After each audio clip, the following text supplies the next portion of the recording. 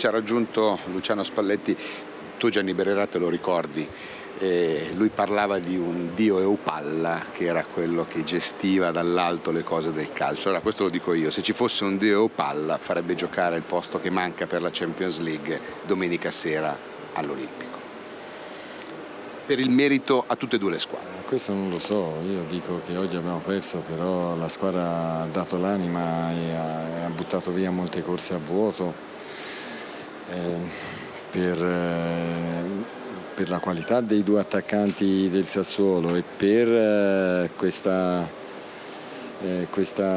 diciamo, incapacità di incastrarsi subito bene, proprio perché ci rimanevano un po' distanti loro dalla linea difensiva e questi quinti, dopo che avevano palleggiato, insomma, ci rimanevano distanti sia alla punta esterna che al terzino. Nel secondo tempo secondo me si è fatto molto meglio, e però alla prima ripartenza vera hanno fatto gol e è stato tutto più difficile, perché poi nella testa scatta un meccanismo di delusione, di frustrazione dei ragazzi, e si riversano e portano palla e fanno cose non ordinate che li costringe poi a dover spendere molto da un punto di vista nervoso e da un punto di vista di muscolo. Quindi quando verso la fine si tentava più la giocata individuale che quella di squadra è comprensibile, cioè giustificabile dal fatto che in quel momento capisci, non lo accetti e ti viene quasi naturale, no? Sì, però basta che tu mantenga un ordine nel modo di stare in campo, perché sennò poi ci sono dei vuoti dove, se loro ti centrano dentro, poi per andarli a chiappare diventano molti metri, come si diceva prima. Alberto? Buonasera mister. Nel primo tempo la sensazione è che l'Inter, per quanto avesse voglia di vincere, non sia riuscita a metterla in campo, forse, nel senso che la squadra ci ha provato in tutti i modi, ma forse non è riuscita a dare quel cambio di passo, quel cambio di ritmo che invece per esempio contro Udinese si era visto da subito. Sì, è vero, non siamo stati così cattivi nel far girare palla e soprattutto nell'andare a riconquistarla.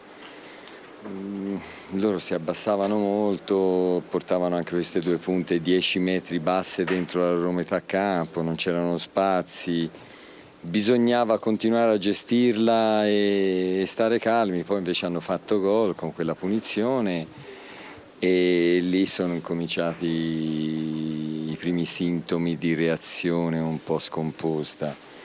Nel secondo tempo ci siamo messi bene, ci siamo messi meglio, perché ci siamo incastrati meglio, però poi nella prima ripartenza i tre sono scappati, la respinta di testa l'hanno presa loro e poi si è visto, insomma, sono venuti a puntarci in linea difensiva, l'ha messa all'incrocio dei pali, per cui lì è stato tutto più difficile, ecco, però a noi c'erano capitate le palle per vincere lo stesso la partita, ecco. Ilaria? Mister, allora io le chiedo, è stata più casualità o disorganizzazione? È stata un po' disorganizzazione, no, è stato un po' di disordine dovuto alle caratteristiche di questi due attaccanti e poi ai gol subiti, ecco.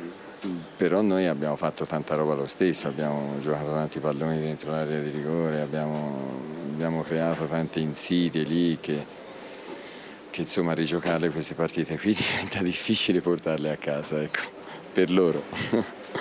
Grazie. L'ultima te la chiedo io, prima della partita c'è stato il vostro messaggio ai tifosi di ringraziamento per questa stagione e alla fine i tifosi hanno incoraggiato per tutta la gara, vi hanno salutato alla fine con un grande applauso perché hanno capito che tutto quello che si poteva fare è stato fatto. Secondo me è corretto così, è un'analisi corretta e il pubblico l'ha capito, il fatto che sia venuto numeroso sempre a vedere tutte le partite è perché ha percepito questa sensazione, la squadra ce la mettesse sempre tutta e che soprattutto nel girone di ritorno abbia giocato anche in questo finale un buon calcio. Stasera facendo un pochino di confusione, però poi, come ho detto prima, cuore e gambe tantissimo, testa